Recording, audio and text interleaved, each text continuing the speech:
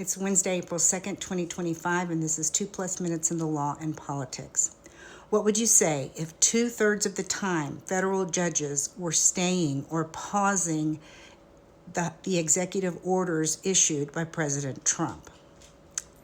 Would it affect your opinion if I told you that all or most of those federal judges were Democrats?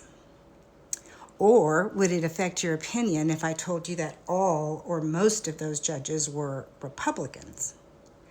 So I think if it would affect your opinion, then I think it's worth looking at what the facts actually are. President Trump has issued 100 executive orders in his first 65 days in office. That's second in number to FDR, so it's a lot.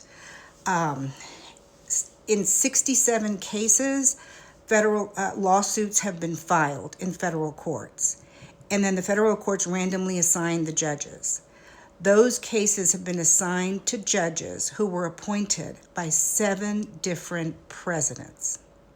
So the assignment seem to be pretty evenly spaced. All right, so what about the decisions? Surely the Democrats are ruling against President Trump more than the Republicans, and that's not the case either. There's been 39 grants of temporary relief by federal judges, and those federal judges were appointed by 5 different presidents. So right now, when you're hearing in Congress this cry of, we've got to impeach the judges, well, who are you going to impeach? Everybody? Because basically all the judges are looking at this pretty much the same.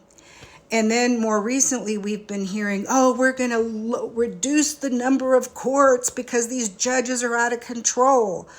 Okay, well, which courts are you going to reduce? All of them? Because pretty much they're universally saying that what President Trump is doing is out of hand. He has exceeded his power. He has only the power of executive orders, and those things aren't even law. And he's trying to use an order that's just a policy to undo a law that was formed by the U.S.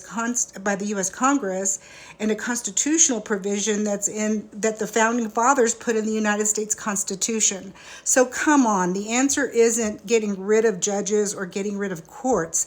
The answer is getting President Trump to actually follow the law. Wouldn't that be something? See you later.